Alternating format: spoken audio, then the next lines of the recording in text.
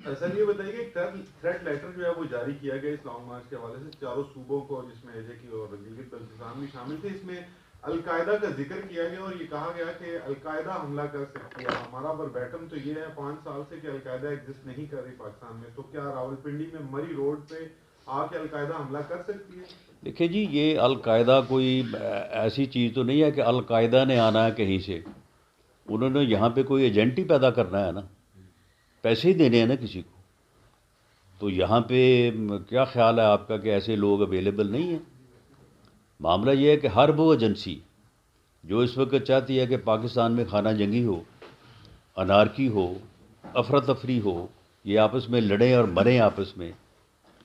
وہ کیوں اس صورتحال سے فائدہ نہیں اٹھائے گی کہ ایک سیاسی رہنما نے اپنی زندگی میں ہی اپنے قتل کی ایف آئی آر جو ہے وہ درج کروا دی ہے اور اپنے مخالفین کو اس میں نامزد کر دیا ہے بغیر کسی ثبوت کے، اور لکھ دیا ہے کہ اگر یہ فلاں فلاں آدمی جو ہے 3 کو نامزد کر دیا ہے اور باقیوں کو کہا کہ جی میں نے ویڈیو بنا دی ہے. تو آپ مجھے بتائیں کہ اگر کوئی ایجنسی جو ہے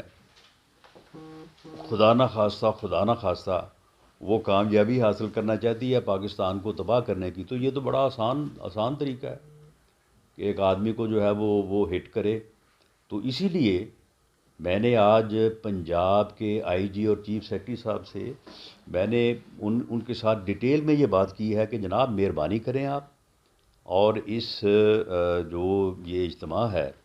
اس کو چاروں اطراف سے جو ہے وہ ایسے انتظامات کریں کہ ہر آدمی جو ہے وہ اپنی جو ہے باڈی سرچ کے بعد جو ہے وہ جلسہ گاہ میں آئے. اور دوسرا یہ ہے کہ جو سٹیج ہے، کیونکہ اس میں جو ہے یہ سٹیج کے اوپر اگر 200 آدمی چڑھا ہوا ہے تو پھر کیا پتہ ہے کہ کون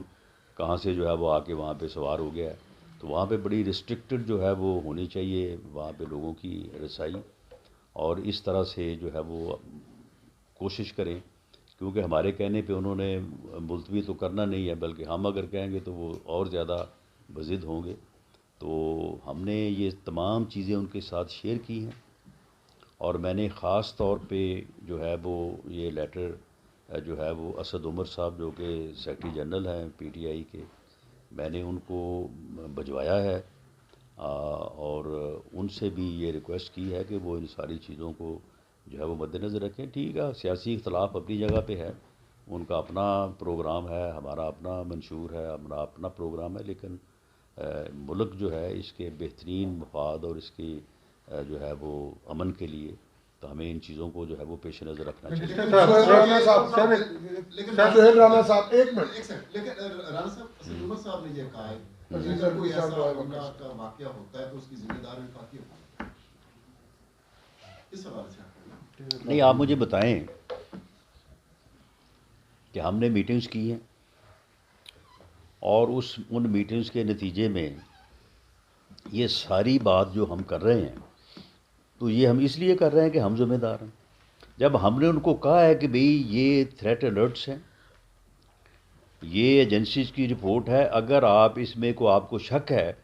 تو آپ آگے بیٹھ جائیں، ہمارے ساتھ بیٹھ جائیں یا ایجنسیز کے لوگوں کے ساتھ بیٹھ جائیں اور بیٹھ کے آپ اس بات کو ویریفائی کروا لیں، اور اگر یہ ویریفائی ہو جائے تو پھر اس کے اوپر جو ہے وہ آپ عمل کریں. باقی ہم نے تو ان کو جو ہے وہ ہر طرح سے جو ان کے راستے روٹس انہوں نے مانگے تھے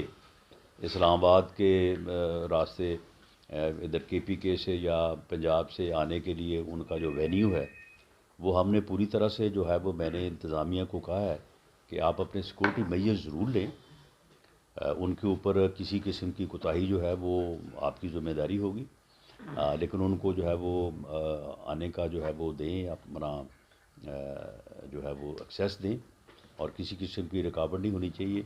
اسلام آباد بھی انشاءاللہ تعالیٰ اسلام آباد بالکل اوپن رہے گا. ماسوائے 4 پوائنٹس ہیں، وہاں پہ صرف ریگولر کی جائے گی ٹریفک، روکا نہیں جائے گا، ریگولر تھوڑا سا کیا جائے گا تاکہ اگر ضرورت پڑے تو پھر وہاں پہ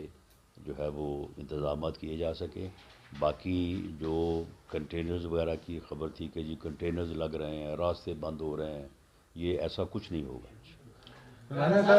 صاحب ایک منٹ سر آپ نے دو چیزیں کہی ہیں کہ آپ نے آئی جی اور چیف سیکرٹری کو ہدایت دی ہے کہ وہ مسائل کو حل کریں اور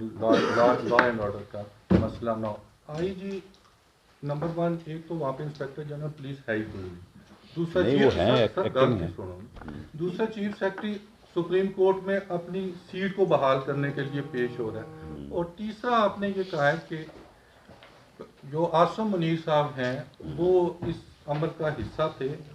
وہ کوارٹر ماسٹر جنرل تھے، وہ راشن خرید رہے تھے اس وقت تک، اس عمل کا حصہ نہیں تھے.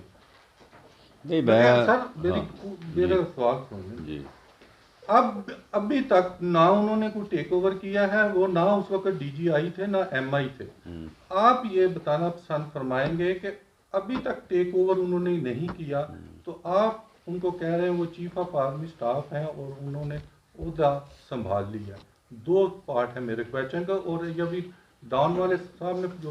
سوال کیا تو وہ جو پولیٹیکل ونگ ہے وہ وفاقی حکومت نے ختم کرنا ہے، وہ عاصم منیر صاحب نے یا سٹنگ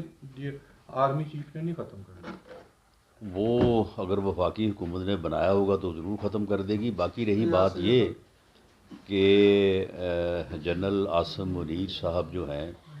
وہ اس سے پہلے کون سی ذمہ داریاں جو ہیں وہ ادا کر رہے تھے.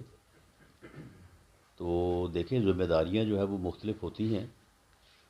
لیکن وہ آرمی کے سینئر ترین جو ہے وہ جنرل تھے، سینئر ترین آفیسرز تھے. اور جو بات D G I S P R نے کی تھی کہ ہمارے ہاں بڑی ڈسکشن ہوئی ہماری آرمی کی لیڈرشپ میں، اور اس ڈسکشن کے نتیجے میں ہم اس جو ہے وہ نتیجے پہ پہنچے کہ پاک آرمی کو جو ہے وہ اپنا آئینی کردار جو ہے وہ ادا کرنا چاہیے، اور ہمیں آئینی لمٹس میں رہ کے اپنا کردار جو ہے وہ آگے بڑھانا چاہیے ملک اور قوم کی ترقی کے لیے. تو یہ کیسے ہو سکتا ہے کہ اس میں ایک سینئر ترین آفیسر جو ہے وہ شامل نہ ہو. رہی بات ان کی کہ میں نے ان کو چیف آف آرمی سٹاف کہا ہے، یقیناً وہ اس وقت نامزد چیف آف آرمی سٹاف ہیں. اگلے 3 سال کے لیے جو ہے وہ اپنی ذمہ داریاں جو ہے وہ 29 تاریخ کو جب اوتھ لیں گے تو وہ نبھائیں گے. وہ اس وقت جو ہے وہ پاکستان آرمی کی قیادت کا جو ہے وہ فیوچر ہے. تو ساری بات جو ہے وہ فیوچر سے ہی جو ہے وہ منسوب کی جاتی ہے، ماضی سے تو نہیں کی جاتی. اچھا رانا صاحب یہ بتا دیجیے گا 2 چھوٹی چھوٹی باتیں. کیا عمران خان کے ہیلی کاپٹر کو پریڈ گراؤنڈ پہ اترنے دیا جائے گا؟ کیونکہ کچھ جی ایچ پی کی طرف سے بھی کوئی خبریں کچھ ساتھی نے رپورٹ کی ہیں. ایک اور دوسرا یہ ہے کہ آپ نے جو ابھی آفر کیا ہے عمران خان صاحب کو پارلیمنٹ میں واپس آنے کی اور ساتھ ہی ساتھ سیاسی قیادت سے بات کرنے کی، یہ پہلی دفعہ ایک بڑی آفر ٹیکنیکلی آپ کر رہے ہیں اس سارے کرائسس کے دوران، پہلے کرتے رہے. کیا آپ لوگوں نے فیصلہ کر یہ لیا؟ آفر نہیں، یہ میں نے ان کو حل بتایا ان کے مسئلے کا. یہ ان کے مسئلے کا حل ہے، اور اس حل کی جو ہے وہ کامیابی کی بھی میں ضمانت دیتا ہوں. اچھا یہ کامیابی کی بھی ضمانت دیتا ہے. اچھا یہ فرما دیں اسی سوال کو جو کہ آپ نے لے لیا تھا بیچ میں، یہ فرما دیں کہ کیا آپ لوگوں نے اس بات کا حتمی طور پہ فیصلہ کر لیا ہے کہ اب آپ نے آرمی چیف کی جو تعیناتی تھی وہ کر لی ہے، اب آپ جائیں گے اور ریزائن کر دیں گے، شاید نواز شریف آئے، کیا اس بات کا فیصلہ کر لیا آپ لوگوں نے مہینے 2 مہینے میں کیا آپ ریزائن کر دیں گے؟ کیونکہ آپ عمران خان کو قبل از وقت انتخابات کے لیے بات چیت کرنے کے لیے ٹیکنیکلی یہ بات کر رہے ہیں. بالکل ایسا کوئی فیصلہ نہیں ہوا، اور ایسا کوئی فیصلہ جو ہے وہ آرمی چیف کی تعیناتی سے نہ منسلک تھا. اور بالکل ہم نے کوئی ارادہ نہیں ہے ہمارا کہ ہم جو ہے وہ آئینی مدت پوری کرنے سے پہلے جو ہے وہ الیکشن کروائیں گے. معاملہ یہ ہے کہ جب سیاستدان آپس میں گفتگو کرتے ہیں، جو بات میں نے کی ہے، تو ڈیڈ لاک جو ہے وہ ٹوٹتے ہیں. میں نے اس سے پہلے بھی دیکھا ہے کہ جب سیاستدانوں نے آپس میں بات کی ہے، جو پی ڈی ایم کی لیڈرشپ ہے، تو خیالات فیصلے جو ہے وہ تبدیل ہوتے ہیں. تو معاملہ یہ ہے کہ اگر وہ چاہتے ہیں کہ وہ الیکشن کی ڈیٹ حاصل کرنی چاہتے ہیں، وہ ڈیٹ اکتوبر کی ہو یا سپٹمبر کی ہو یا اس سے پہلے کی ہو یا اس سے بعد کی ہو، تو یہ معاملہ اس وقت تک حل نہیں ہوگا جب پاکستان کی سیاسی قیادت جو ہے وہ مل نہیں بیٹھے گی اگر کسی اور طرف سے جو ہے وہ جو کوشش ہوتی رہی ہے اور عمران خان صاحب کرتے رہے ہیں کہ میں گالیاں دے کے، تانے دے کے، بلیک میل کر کے، دباؤ دے کے میں حاصل کر لوں گا، یا اس دباؤ میں آ کے وہ مجھے یہ چیز حاصل کر دیں گے، یہ چیز جو ہے یہ تو ناکام ہو چکی ہے نا، اب اس میں تو کوئی شک نہیں ہے۔